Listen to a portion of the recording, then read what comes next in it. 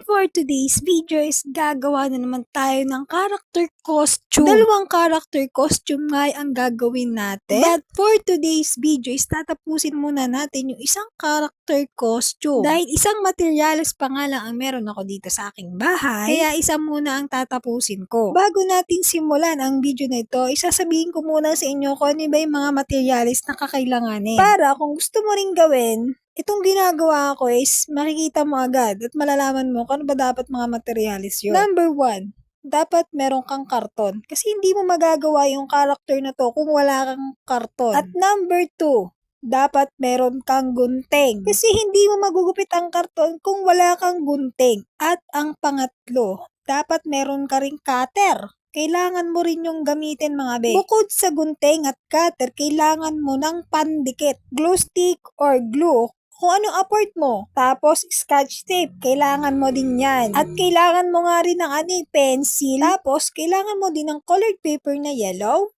white, brown, black, orange, at green. At kung hindi ka naman marunong magbilog, tingin ko kailangan mo rin ng mangkok katulad ng ginagawa ko kapag bibilog ko siya mga auntie ko. Madali nga lang pala tong character na ginagawa natin. Sige na nga, sasabihin ko na kung anong character to. Ito po ay si SpongeBob. Nagbutas nga lang pala ako sa may taas at saka sa ilalim niya para imaisot yung kanyang katawan. At pagkatapos, binutasan ko rin po pala yung magkabilaan gilid para naman po dun sa kanyang mga kamay. Pinagdidikit ko na nga pala yung mga colored paper na brown, white, yellow, tapos yung ayan, didikit na natin sa carton para makita na natin talaga yung kung ano yung itsura ni SpongeBob. Madali nga lang gumawa kasi nagsimula ako ng alas 7, natapos ako ng alas 2. O diba?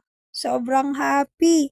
Saglit lang natapos mga auntie ko. Nagkamali pa nga ako dito mga auntie ko dahil ang nalagay ko palang colored paper is light na yellow lang. So, kailangan ko talaga yung yellow na yellow. So, ayan, bumili na ako ng yellow talaga. Kaya dinikit ko siya ulit. Tapos yung dyan, yung ginagawa ko na yung binubutasan ko para dun sa kanyang kamay. Diyan natin ilalabas yung kamay niya para naman makagalaw-galaw siya kahit papano. Ang gagamit nga pala nito is Kinder. And pagkatapos natin butasan, dinikit ko na lang yung mga papel na pinagugupit ko, is dinikit ko siya sa loob. Pagkatapos yung mga auntie ko, ibalot nyo lang talaga siya ng color yellow para naman magmukhang si SpongeBob talaga siya. Itong tape nga na ito is galing pa sa kapitbahay, Diyos mio. Nanghiram pa ako ng scotch tape. Pero yung hiram na yun mga auntie ko, bawas na. Hindi na mabalik ng buo yon. At sa may ibabaw nga pala, nung sa may leeg niya dyan natin nalabas yung ulo niya. Nilagyan ko din siya ng colored paper para naman hindi makita yung karton natin. Ang bala ko nga sana dito is hindi ko ilalabas yung ulo niya. So, yung karton